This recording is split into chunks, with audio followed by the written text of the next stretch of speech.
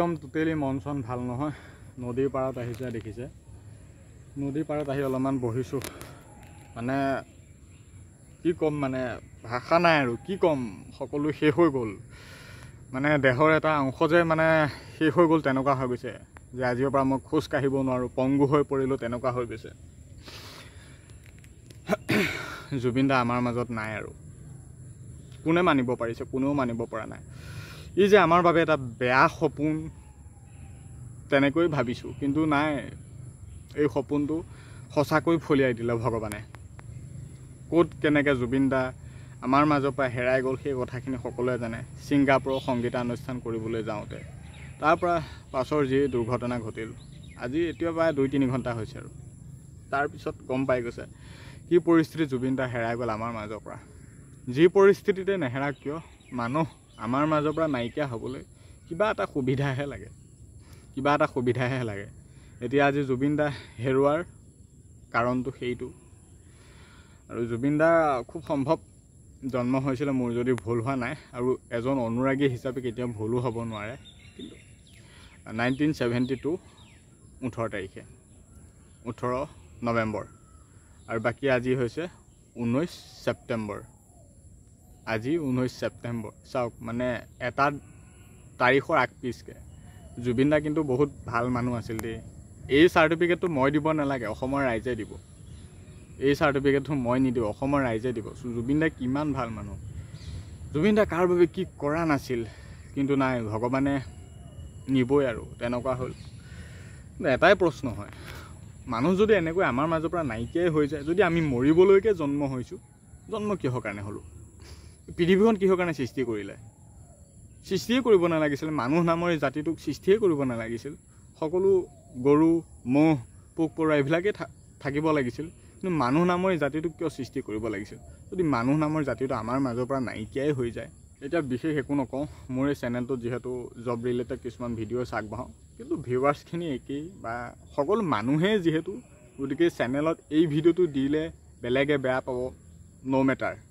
জুবিন দা আমাৰ এটা কলিজা হয়, কলিজা হয়, বুজাব নোৱাৰিম আৰু সঁচাই মোৰ নিচিনাকৈ চাগে এনেকুৱা কাৰ কিমান সপোন আছিল নাজানো। আৰু মই জুবিন দাৰ লগত কথা পতা নাছিলোঁ, জুবিন দাৰ লগত খুব ঘনিষ্ঠ আৰু কি ক'ম আৰু, নিজৰ ককাই ভাই নিচিনাকৈ থকা এজন দাদাৰ লগত কথা পাতিছিলোঁ জুবিন দাক লগ পাম বুলি। তেখেতে চিয়'ৰ উত্তৰ দিছিলে, অ'কে ঠিক আছে, অ'কে পাম, বা মানে ঠিক আৰু। মই ভাবিছিলোঁ অক্টোবৰ মানত গুৱাহাটী যোৱা মোৰ প্ৰগ্ৰেম আছে, জুবিন দাক এবাৰ খুব ওচৰৰ পৰা লগ কৰিম, এবাৰ সাবত মাৰি ধৰিম। খুব হেঁপাহ আছিল, খুব হেঁপাহ আছিলে যে জুবিন দাক এবাৰ সাবত মাৰি ধৰিম, অলপমান কথা পাতিম, খুব হেঁপাহ আছিল। কিন্তু মোৰ নিচিনা চাগে এনেকুৱা কিমান হাজাৰ লাখ মানুহৰ চাগে সপোন আশাবোৰ চাগে সপোন হৈ ৰ'ল, আশা হৈ ৰ'ল, তেনেকুৱা হৈ গ'ল। এতিয়া আৰু কিনো ক'ম, জুবিন দা যিহেতু আমাৰ মাজত নাই, উপায়ো নাই। ভগৱানে কিয়জনী ভাল মানুহবোৰক কিয় ইমান সোনকালে লৈ যায় বুজি নাপাৰোঁ। 52টা বছৰ জীয়াই থাকিলে, কিন্তু জুবিন দাক 52 বছৰ হোৱা নিচিনা নালাগে, অতি বেছি 20-25 বছৰ হোৱা নিচিনামান লাগে। জুবিন দা যিটো য়ং হৈ থাকে, খুব ভাল মানুহজন, তেখেত পজিটিভ মাইণ্ডৰ মানুহ। যিমানে লাখ কোটি টকা তেখেতৰ নাথাকক কিয়, কিন্তু অহংকাৰ বোলা বস্তু নাই। আজিৰ তাৰিখত মানুহ যেনেকুৱা টকাৰ পিছত ঘূৰি ফুৰি নিজৰ ৰেকৰ্ডবোৰ বেয়া কৰি আছে, দেখি আছে নিউজ পৰ্টেলৰ জৰিয়তে, কোন কেনেকুৱা কিমান দুৰ্নীতি কৰি আছে, ঘৰৰ ওচৰ চুবুৰীয়া আজিকালি টকা পইচাৰ ক্ষেত্ৰত কাক কিমান হেৰুৱাই ফুৰিছে। কিন্তু জুবিন দা সেই ফালৰ পৰা টোটেলি বিপৰীত। জুবিন দা আনক দান কৰে, যিমানে লাখ কোটি টকা সম্পত্তি নাথাকক কিয়। জুবিন দা অহংকাৰ বোলা অকণ মানুহেই বস্তু নাই। জুবিন দা মুঠতে আৰু জুবিন দা বুজাব নোৱাৰিম। সঁচাই দেই, একদম মানে মুখত আজি কি আহিছে কি কৈছোঁ নাজানো, আৰু কিবা যদি ভুলো হৈছে ৰাইজে মাফ কৰি দিব। মই একো গমেই পোৱা নাই কি কৈ আছোঁ, মই টোটেলি গম পোৱা নাই। মানে মোৰ এটাই আশা আছিলে, জুবিন দাক এবাৰ লগ কৰিব বিচাৰিছিলোঁ আৰু কথাও পাতিছিলোঁ, কিন্তু সেই আশাটো নহ'ল, আৰু সেইটোৱে বহুত দুখ থাকি গ'ল। এনেকুৱা কিমান লাখ ব্যক্তি মানুহৰ সপোন হৈ গ'ল নাজানো। কিন্তু এতিয়া কৈছোঁ, জুবিন দা য'তেই আছে শান্তিত থাকক।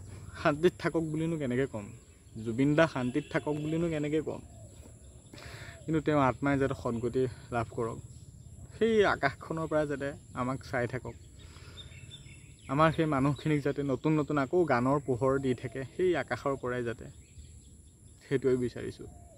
লাখ লাখ গান জুবিন দাৰ। বাকী জুবিন দাৰ আজি শেষ হৈ গ'ল 19 ছেপ্টেম্বৰ 2025 দিনৰ 2 বজাত। নিউজ পৰ্টেলত ভিডিঅ' খবৰবোৰ পাই আছিলোঁ, বিশ্বাস হোৱা নাছিল, কিন্তু নাই, মুখ্যমন্ত্ৰী মহোদয়েও ক'লে, বাকী চালোঁ, হয় জুবিন দা শেষেই আৰু শেষ, সকলোকে কন্দুৱাই গুচি গ'ল। কিন্তু এটাই প্ৰশ্ন, মানুহ কিয় আমি জাতিটো হৈ জন্ম হৈছিলোঁ, কিয় মানুহ জাতিটো দিলা প্ৰভু? তুমিতো আমাক গৰু, ম'হ, কুকুৰ, মেকুৰী, ছাগলী এইবিলাকেই আমাকতো সৃষ্টি কৰাৰ হিচাপততো আমাক তোমালোকে চজিব পাৰিলা হয়, কিন্তু আমাক কিয় মানুহ জাতিটোলৈ ৰূপান্তৰ কৰিলা? বাকী জুবিন দা ভালে থাকক, গৰিমা বৌ ভালে থাকক, পজিটিভ থাকক।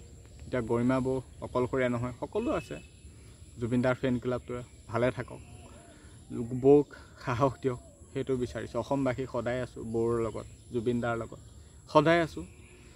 খালি শেষত এটাই কওঁ, জুবিন দা বহুত মিছ কৰিম, বহুত মিছ কৰিম। আৰু লগ কৰাৰ আশা আছিল, কিন্তু নোৱাৰিলোঁ আৰু লগ কৰিব। মিছ ইউ জুবিন দা, মিছ ইউ।